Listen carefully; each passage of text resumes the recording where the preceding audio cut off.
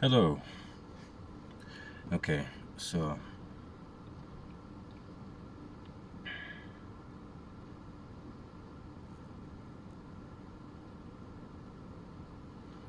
I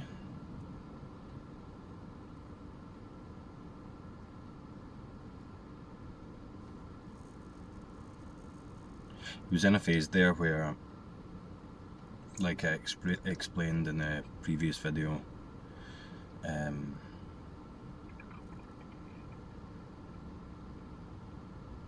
that the drive to explain this or explaining this seems to become obsolete, so pointless that this becomes so paradoxical and beyond words that inclination to try and communicate or try and understand or try and contribute towards the understanding of others just kind of disappears.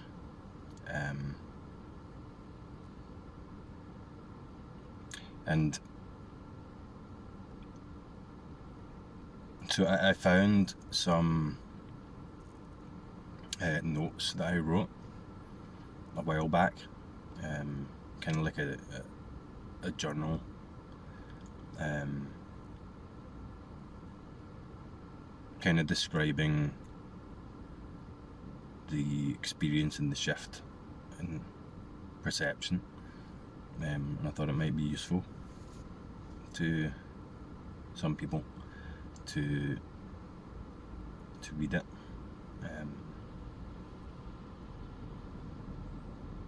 I thought that since there were people that said that talking with me about this, or me describing and explaining it was helpful, then I thought, why not share it. So basically, let's see if I can do this. So basically, I wrote these notes, which kind of documented the shift in identity, or the shift in perception.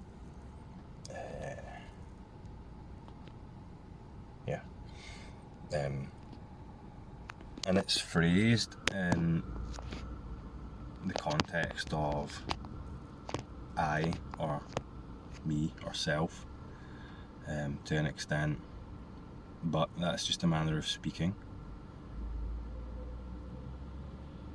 Eventually, that implication, it's kind of like a habit of me, a habit of self, or after the awakening or the shift, it's after that there's no self in it, but it's after that the implied self is kind of layered over the top, and it's easier to communicate that way, in terms of I or self, for the sake of describing it. So I'll just read through this here, if I can see it. So this one's titled I Am Everything, and this basically describes or attempts to describe the shift from the small egoic identity to what some people might call their true self. Sounds cheesy, but or the sense of existence. Words don't do it justice, but it points to something. And the further into these notes this goes, it becomes more contradictory and paradoxical. It becomes more difficult to describe.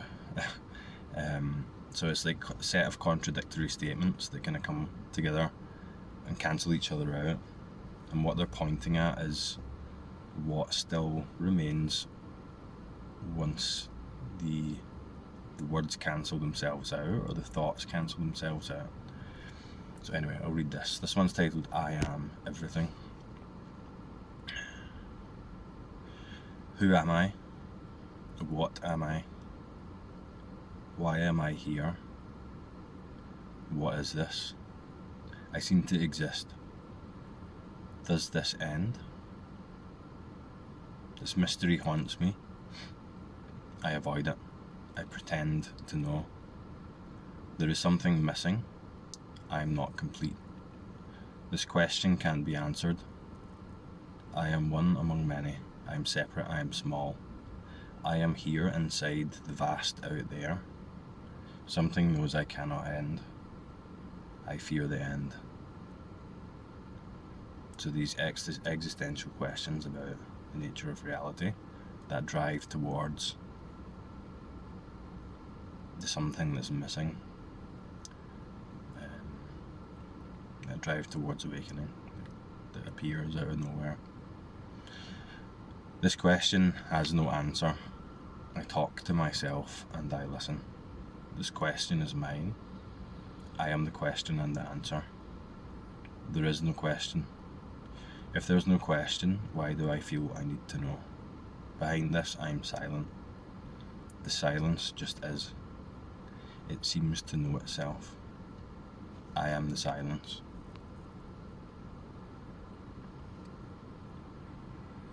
My silence fascinates me. My mystery consumes me. What am I? I am, there is no question. I pretend to be this story, this body, this mind, this unique mind.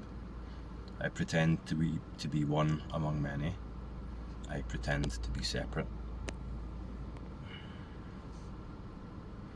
I am none of these. I am all of this. I can't find myself because I am whole. I have never been lost. I have always been here.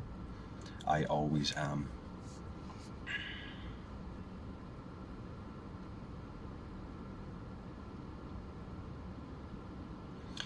And then I have underlined here, there is no question.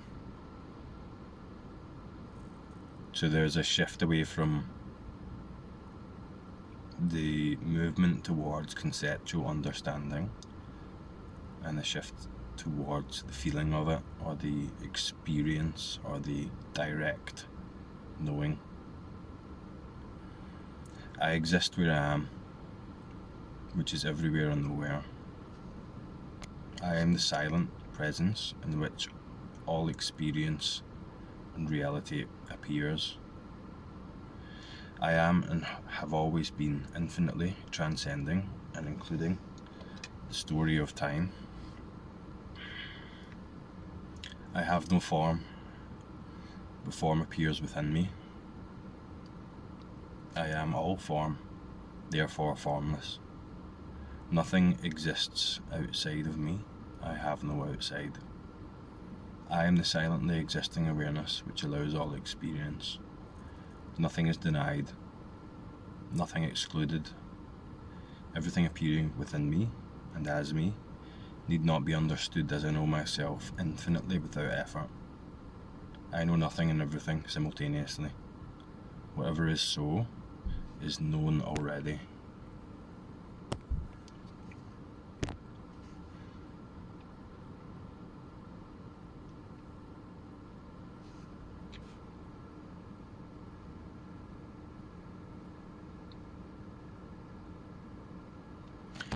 I am unknowable. These stories appear within me as expressions of my infinite nature. There is no conclusion. I am already always here. I am no person and all people. Finitude is my illusion. Separation is my play. I am everything.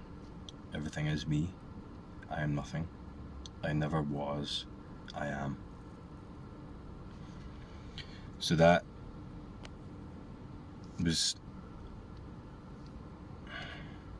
clearly influenced by my learning, my understanding of this relative practice in this path. It seems that there was an intuitive knowing or understanding, or almost kind of reverse prediction, that was just there or appeared as a result of the experiences that preceded the realization or the solidifying of that knowing that I talked about, that was always there. Very non-conceptual, very hard to describe, impossible to describe in words, but it's just an attempt at expressing the experience. So there's another one I wrote a while after, which kind of describes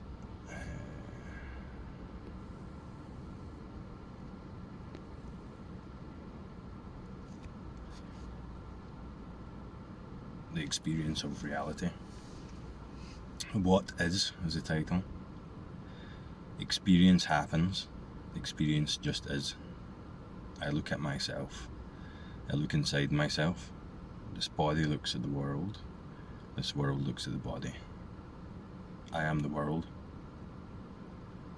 There is seeing. The seeing is the universe. What is seen just is. I listen to myself sound just as. Everywhere and nowhere at the same time. Cannot find it. It does not need to be found. I am here. Here is nowhere. This field of knowing that I am, I know myself. No explanation is needed. Everything already just is, as no thing. There are no things. When I move within myself, nothing is separate. This seeming separation is a wonder. Unbelievable. I need not believe. I imagine distance, there is no distance. I imagine a world, there is no world. There is no unity behind this form. This form is unity. Belief fades away, it is not needed. I am less and more than oneness. In this paradox, I fade away. In this fading, a dreadful love fills the universe. This dreadful love is a profound dance in my stillness. There is nothing but this. I have no name. Indescribable, paradoxical, beautiful. I need not fight it. I need not find it. There is nothing to resist. I am life, I am death, I am both and neither. I am the form, I am the void, I am both and neither. Endlessly escaping fixture and limitation with no effort. My paradox is beyond words. So that's an attempt to describe the nature of I am, or the nature of existence, or the nature of that identity, that expansive shift and awakening, that realization of what we are, what I am.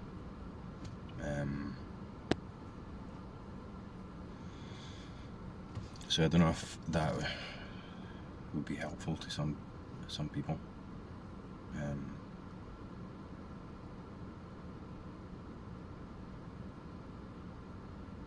After that, it becomes so paradoxical that the words aren't needed, or the words don't do anything. Words have become kind of useless. So there was then after that, so that second set of notes was kind of describing non-duality,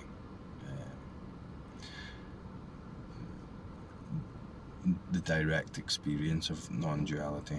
So it began in a dualistic kind of framework, like I'm talking to a camera now. that felt weird before, but now the universe is always talking to self, or I am always talking to myself, framed in the context of I or self, but there's no self in it. It's just a manner of speaking. And I remember I felt like I was looking at the world. I felt like this world was me. And the form in this world I was trying to figure out, is it aware of itself through me?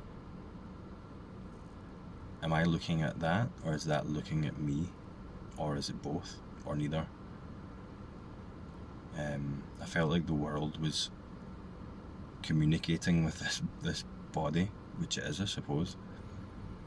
I felt like the trees were waving at me as myself and saying hello. I felt like there was this knowing, this familiarity, this closeness to everything, and it was just so pristine, just so here, and the need to understand it just faded away and dissolved into the inherent understanding, or the lack of the need to understand, the inherent knowing that it was just there. And in that second set of notes, the definitive moment where that pressure or that neediness to understand or figure this out just kind of dropped away.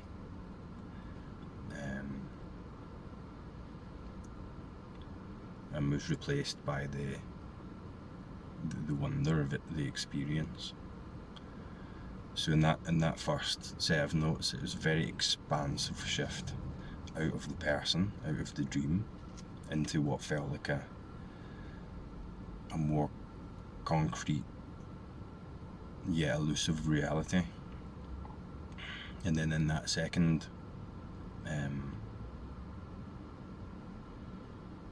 set of notes, it was more bringing it back into the immediate experience, letting that experience be the teacher, and everything communicates or is already communicated. Everything was talking to me through the senses, talking to itself, expressing itself, and eventually that just overtakes the me, and then it becomes impossible to describe.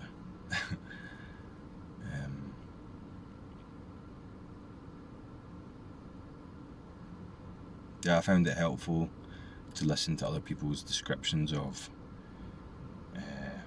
awakening, because there's that pull there. It's all the same thing, but everyone has their different personality type flavour, or words that they use to try and point to this. I think sometimes you just have to use up all the words until there's nothing left. Or, like I said, cancelling out the contradictory statements that cancel each other out, and just